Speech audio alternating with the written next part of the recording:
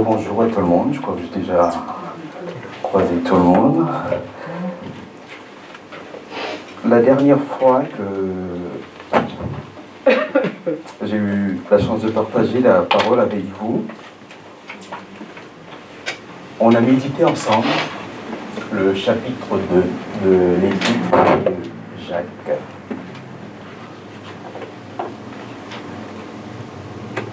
Et dans cet épître, dans ce chapitre-là, Jacques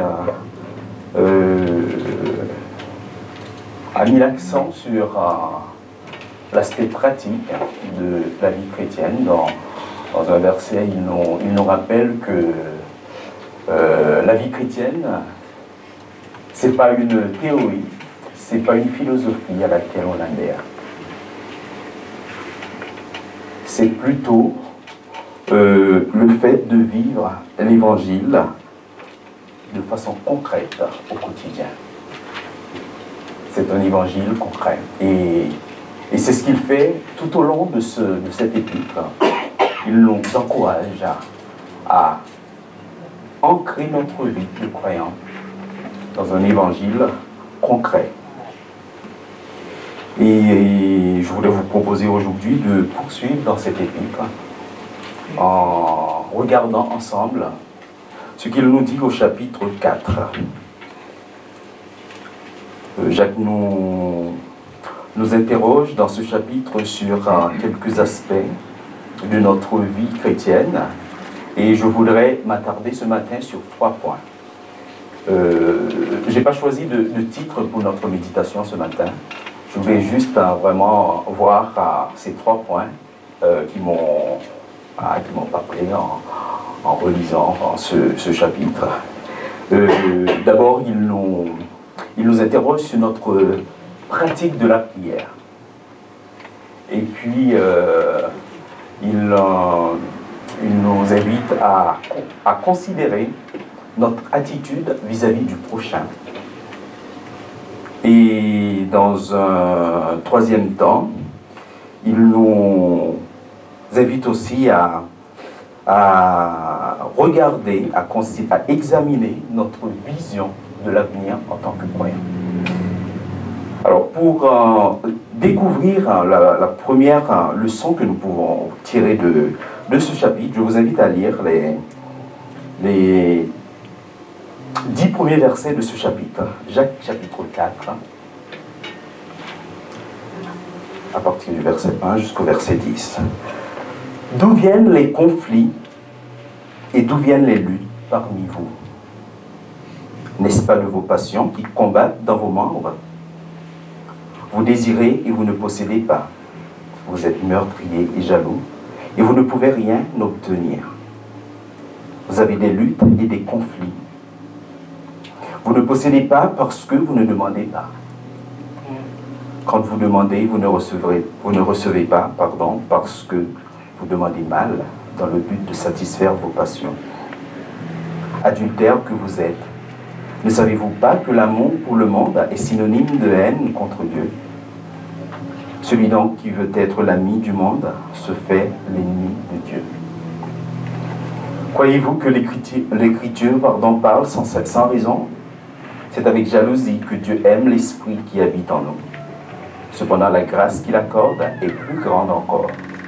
C'est pourquoi l'Écriture dit « Dieu s'oppose aux orgueilleux, mais il fait grâce aux humbles. » Humiliez-vous devant le Seigneur et il vous élèvera. Dans ces premiers versets du chapitre,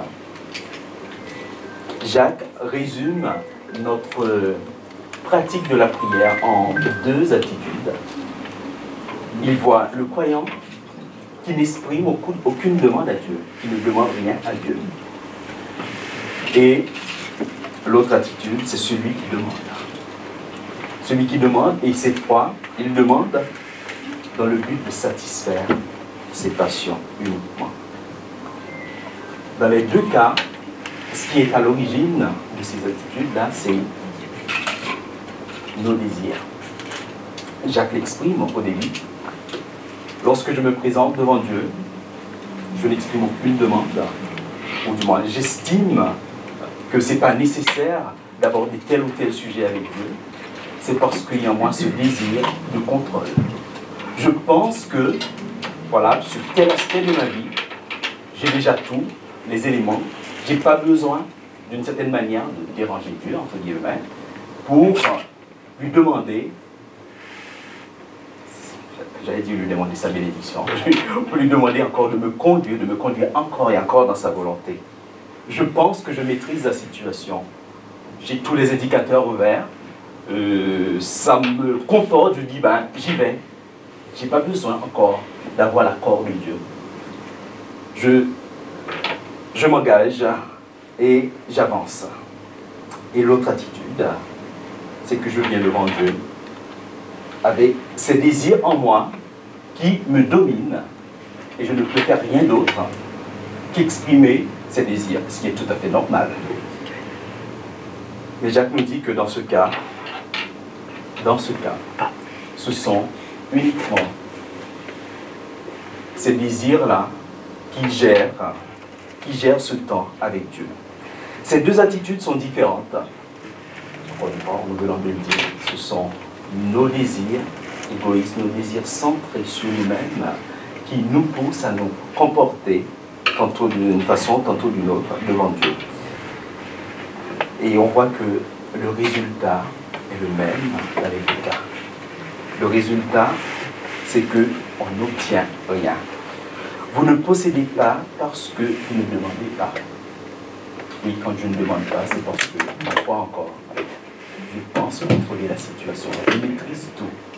Et j'estime que je n'ai pas besoin encore l'accord de Dieu sur tel ou tel aspect de ma vie. Et quand vous demandez, vous ne possédez pas parce que vous demandez mal. Vous demandez dans le but de satisfaire vos besoins.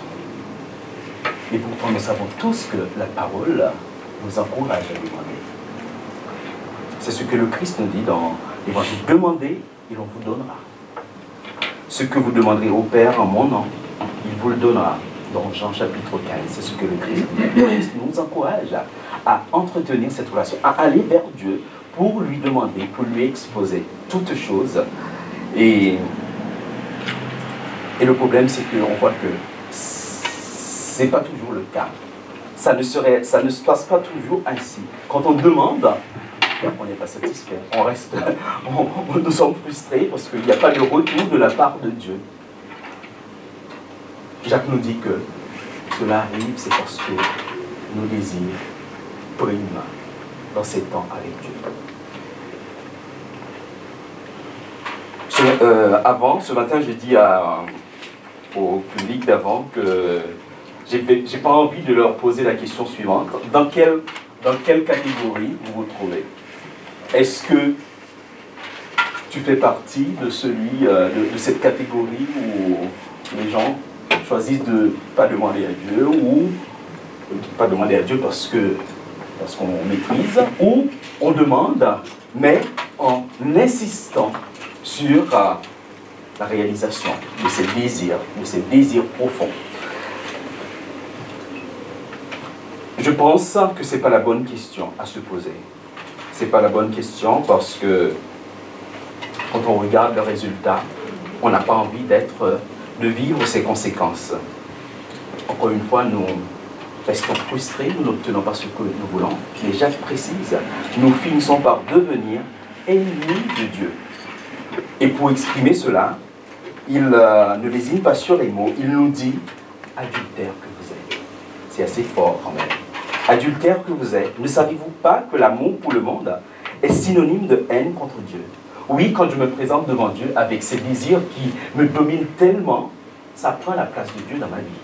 Je viens juste vers Dieu pour lui demander sa bénédiction sur des décisions prises avant même que je me présente devant lui. Dieu n'a plus sa place. Je suis dans une relation, oui, autre avec ce Dieu. Celui qui veut être l'ami du monde se fait ennemi de Dieu.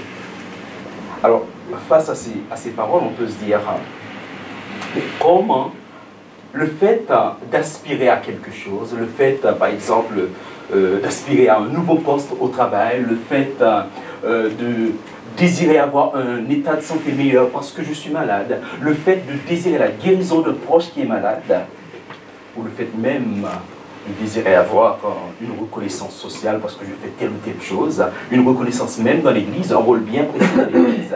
Comment cela peut me mettre dans une telle situation d'ennemi vis-à-vis de Dieu? Je ne pense pas que ce soit ce que Jacques veut nous dire dans ce passage. Ce qu'il cherche vraiment à nous faire comprendre, c'est que c'est la place, c'est examiner, considérer la place que nos désirs occupent dans notre vie. Ces désirs-là peuvent impacter notre relation, nos prières, lorsqu'ils occupent toute la place, lorsque ces désirs-là dominent notre vie. Et lorsqu'ils dominent notre vie, ben, il n'y a plus rien qui compte. Hein. On va tout faire pour satisfaire ces désirs sans nous préoccuper de la volonté de Dieu dans telle ou telle situation. Jacques nous dit au verset 1 et 2 que ces choses-là que nous convoitons, ces passions, ces désirs combattent la mort. Ces désirs sont à l'origine de luttes. Et il dit des luttes dans l'Église, dans l'Assemblée. Et bien sûr, chez nous, comme je le disais avant, il n'y a pas de lutte. En tout cas, on ne sait pas, il y a de lutte entre les gens pour avoir telle ou telle place dans l'Église. Mais ces désirs-là suscitent, occasionnent des luttes intérieures aussi, des combats intérieurs. Et la question qu'on peut se poser, c'est comment sortir de ces combats? Comment nous pouvons nous séparer de ces luttes intérieures? La solution que la parole nous propose ce matin est assez simple. Oui, je dis que c'est assez simple, mais il faut le vivre. Il faut vivre cette solution. La parole nous invite tout simplement à nous approcher de Dieu. À nous approcher de Dieu dans un esprit d'humilité. Un esprit d'humilité et de soumission à la souveraineté de Dieu. Et Jacques précise aussi, résister à l'ennemi, le diable, parce que son objectif, c'est de nous séparer de Dieu. Soumettez-vous donc à Dieu, mais résistez au diable, et il fuira loin de vous. Soumettez-vous à Dieu. Nous soumettre à Dieu, c'est reconnaître que Dieu, il est souverain sur toute situation. Et s'il est souverain sur toute situation, je ne vais pas choisir de ne pas soumettre chaque aspect de ma vie à Dieu. Je ne vais pas choisir tel ou tel aspect que je vais lui présenter. Quelle que soit la situation de ma vie, je peux parler à Dieu de cette situation. Je peux demander à Dieu. Je ne vais pas dire non, cet aspect-là c'est bon. J'ai le contrôle de toute chose. J'y vais. Je n'ai pas besoin d'en parler à Dieu. Notre Dieu est souverain sur tous les aspects de notre vie. Approchez-vous de Dieu et il s'approchera de vous. Et à la fin du verset 10, Jacques nous dit, humiliez-vous devant le Seigneur et il vous élèvera. Nous humilier. Mais nous humilier, effectivement, ça commence par le fait de reconnaître que ce Dieu est souverain. Et c'est aussi reconnaître notre misère devant lui. Nous avons besoin de cette grâce, jour après jour, pour avancer dans notre relation avec lui. Et c'est aussi reconnaître, que nous dépendons complètement de lui. Que notre valeur dépend de Dieu. Quand ça roule, quand j'ai l'impression de tout contrôler, eh bien, j'ai encore besoin de me présenter à Dieu, pour lui demander, pour lui exposer toutes choses de ma vie, pour lui exposer chaque aspect de ma vie. Et quand ça ne va pas, j'ai besoin davantage de m'approcher de ce Dieu. Non pour lui demander de bénir mes choix, non pour lui demander de satisfaire mes passions, mes désirs égoïstes, mais pour laisser ce Dieu transformer mes désirs, afin que ces désirs deviennent l'expression de sa volonté dans ma vie. Nous approcher de Dieu dans un esprit d'humilité. Et Jacques poursuit en soulignant que l'humilité conduit à la grâce. L'humilité produit une satisfaction que nos désirs ne peuvent pas nous procurer. Il nous dit au verset 6, Dieu s'oppose aux orgueilleux, mais il fait grâce aux humbles. Humiliez-vous devant le Seigneur et il vous élèvera. C'est dans le livre des Proverbes, au chapitre 15, verset 33, nous lisons ceci: l'humilité précède la gloire. Oui, lorsque nous nous humilions devant Dieu, nous connaîtrons une vraie satisfaction après. Une satisfaction qui sera vraiment complète, différente de ce que nous pouvons connaître lorsque nous arrivons à satisfaire nos désirs égoïstes. Oui, nos désirs peuvent nous rendre aveugles et orgueilleux et nous empêcher de reconnaître Dieu pour qui il est, c'est-à-dire le Dieu souverain, le Dieu à qui nous devons tout. Nous avons besoin de nous abaisser devant Dieu et de le laisser transformer nos désirs. C'est Jésus lui-même qui nous dit en Luc chapitre 18, verset 14, « Quiconque s'élève sera abaissé, mais celui qui s'abaisse sera élevé. » Celui qui s'abaisse, qui s'humilie devant le Père, il connaîtra la gloire du Père. Jésus lui-même a expérimenté cela, il s'est humilié, la parole nous dit. Il s'est abaissé jusqu'à la mort de la croix. Il n'a pas fait passer ses désirs avant la volonté du Père. Et le Père l'a élevé, il l'a glorifié. La volonté de Dieu pour toi, pour moi ce matin, pour nous, c'est de nous élever dans sa grâce. Et pour cela, nous devons laisser cette grâce de Dieu atteindre nos désirs. Encore une fois, pour que ces désirs deviennent l'expression de sa volonté. Le psalmiste nous dit dans le psaume 25, verset 9, « L'Éternel conduit les humbles dans la justice. Il enseigne aux humbles sa voie. » Veux-tu connaître la voie de Dieu pour toi ce matin? Veux-tu continuer à poursuivre ton chemin avec Dieu sur ce chemin, dans la voie qu'il a choisie pour toi? Eh bien, la parole t'invite, la parole nous invite ce matin à nous approcher de lui dans un esprit d'humilité. Être humble dans notre relation avec Dieu. Ce n'est pas à moi de choisir, oui, quel sujet je dois présenter à ce Dieu. Le Christ nous invite à cette relation dans la prière avec Dieu. Et dans cette prière, nous pouvons tout lui exposer. Même les sujets que nous avons l'impression de dominer. L'apôtre Jacques continue au verset 11 et 12. Il nous invite à vivre cette justice, la justice à laquelle l'humilité nous a conduits, avec notre prochain. Il nous dit au verset 11 et 12, « Ne dites pas du mal les uns des autres, frères et sœurs.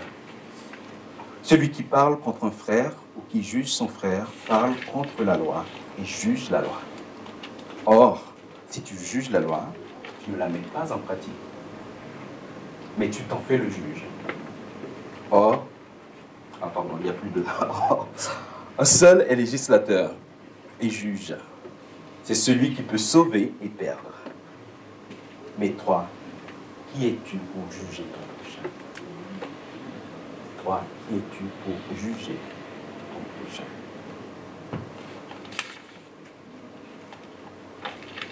Jacques nous dit ici que si nous jugeons notre prochain, nous n'accomplissons pas la loi. Nous remettons en question la loi de Dieu. Et de quelle loi il s'agit? Il s'agit tout simplement de la loi d'amour de Dieu. Quand je juge mon frère, je dis tout simplement que ce frère n'est pas digne de l'amour de Dieu, alors que moi j'en bénéficie.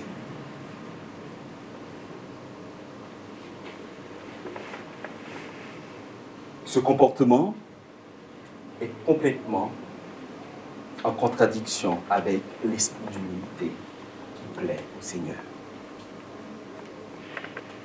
Médire, parler du mal du prochain, le juger, c'est décréter qu'il n'est pas digne de la grâce de Dieu. Qui suis-je pour dire que telle ou telle personne n'est pas digne de la grâce de Dieu?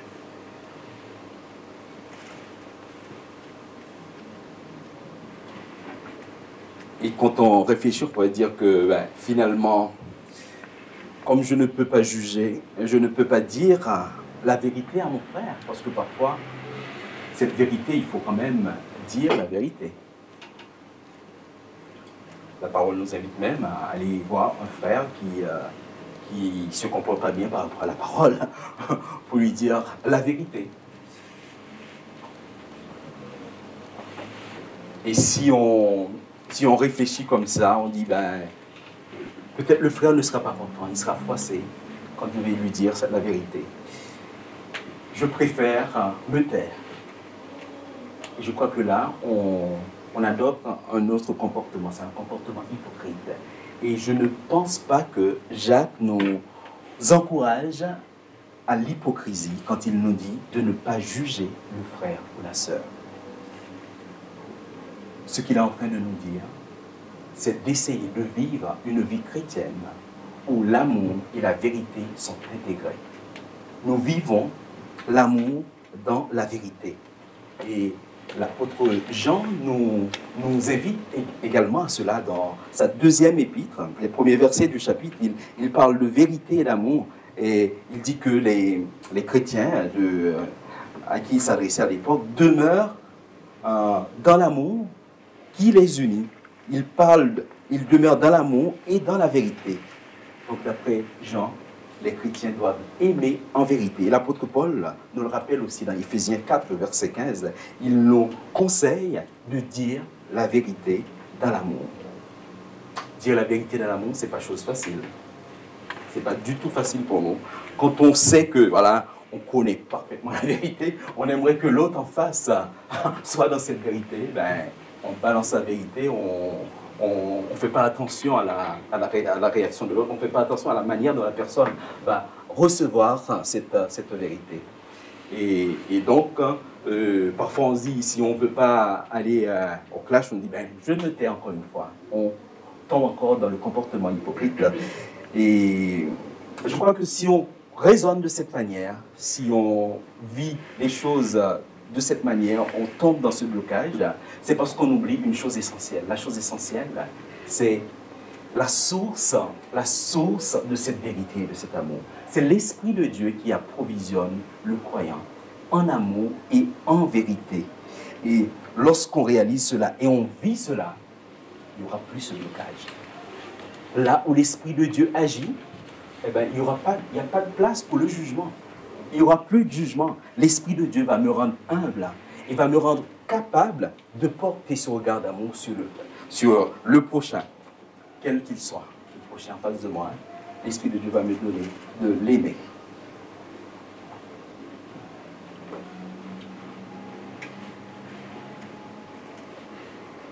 Quelle attitude nous portons sur notre prochain? Jacques poursuit, termine, c'est le dernier point que je voulais voir avec vous, dans les versets 13 à 17. Là, il souligne une autre attitude en contradiction avec l'esprit d'humilité que Dieu cherche chez le croyant. C'est la confiance en soi. Jacques nous encourage dans ces derniers versets à vivre par la foi, au lieu de nous vanter, au lieu de nous glorifier. Il exhorte chacun à construire sa vie sur la confiance en Dieu. À vous maintenant qui dites, aujourd'hui ou demain, nous irons dans telle ville, nous y passerons une année. Nous y ferons des affaires et nous gagnerons de l'argent. Vous ne savez pas ce qui arrivera demain. En effet, qu'est-ce que votre vie? C'est une vapeur qui paraît pour un instant et qui disparaît ensuite. Vous devriez dire, au contraire, si Dieu le veut, nous vivrons et nous ferons ceci ou cela. Mais en réalité, vous vous montrez fiers de vos fanfaronnades. Toute fierté de ce genre est mauvaise. Si donc quelqu'un sait faire ce qui est bien et ne le fait pas, il commet un péché.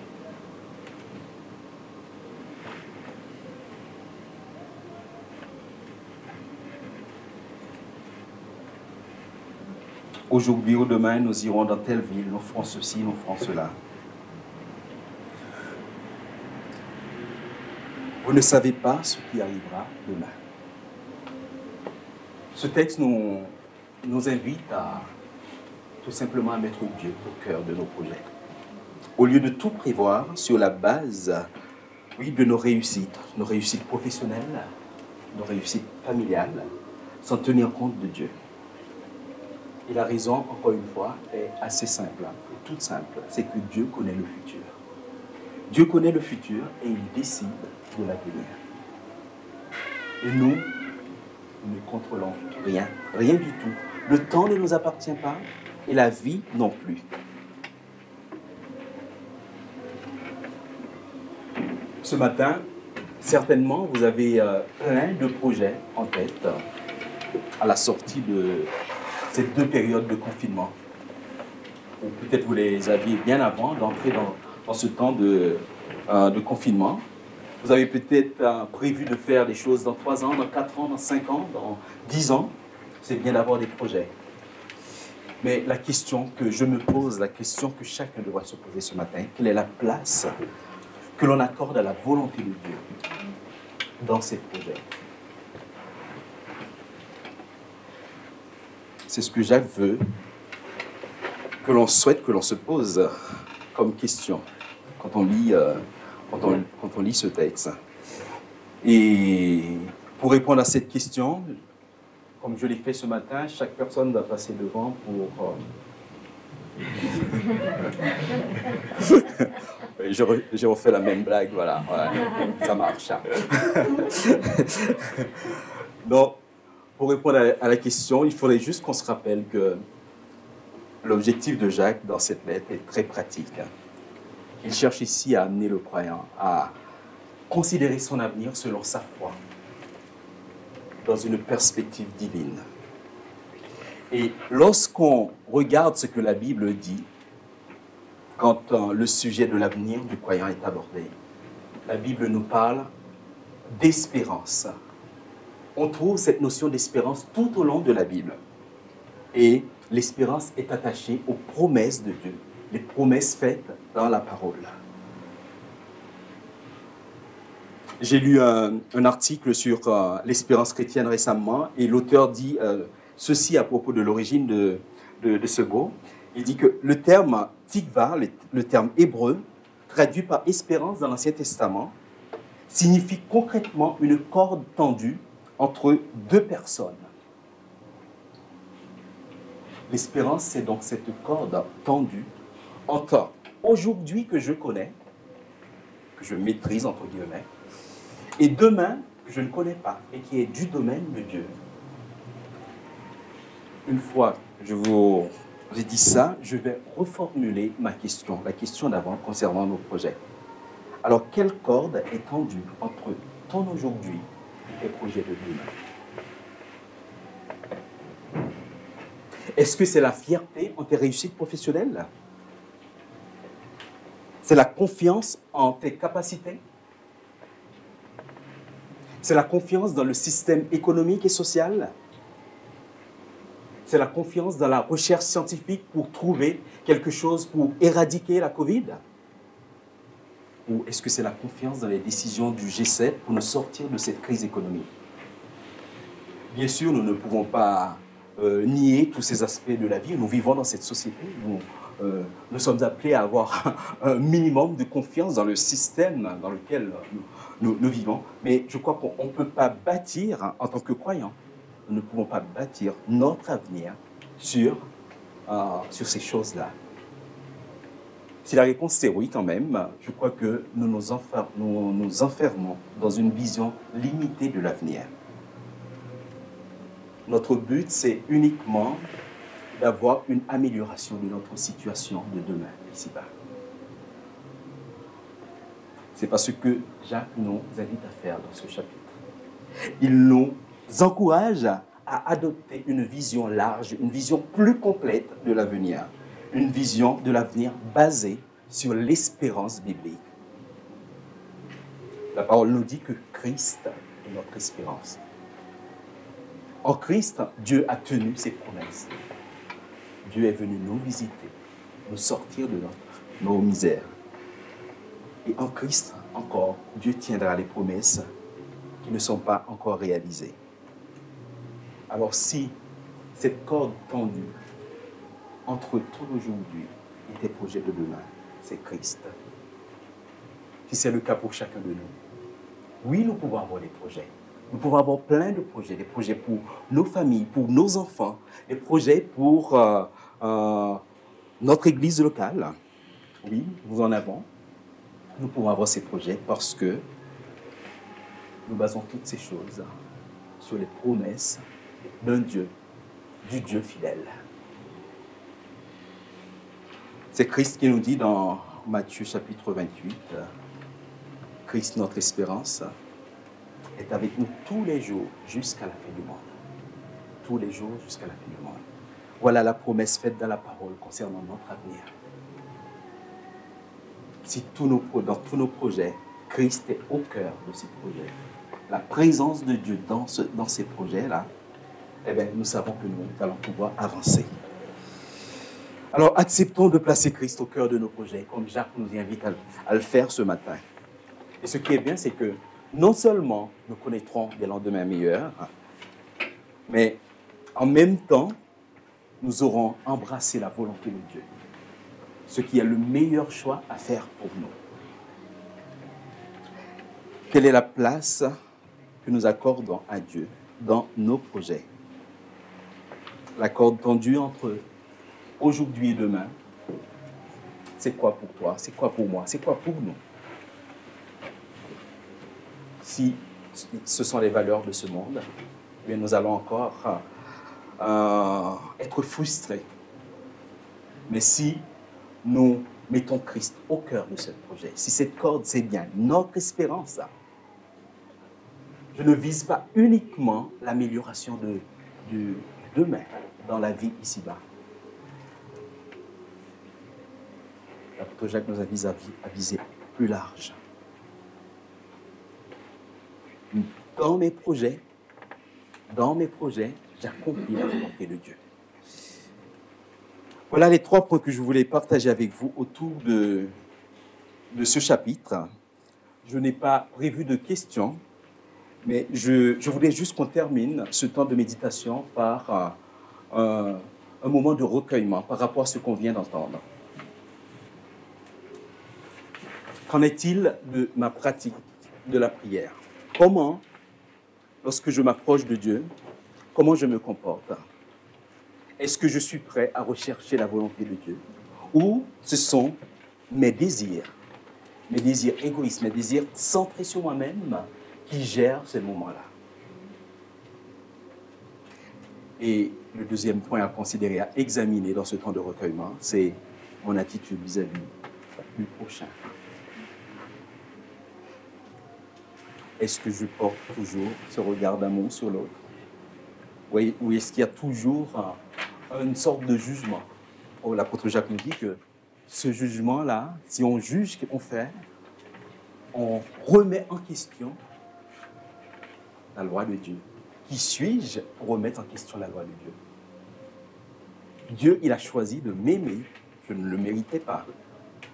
Et pourquoi j'empêcherais à Dieu d'aimer l'autre qui est en face de moi? Sur la base de quels critères? Et puis finalement, oui, nous pouvons considérer la place que nous accordons à Dieu dans nos projets. Est-ce que Christ est au cœur de nos projets? Seigneur mon Dieu, nous voulons te remercier pour ta parole.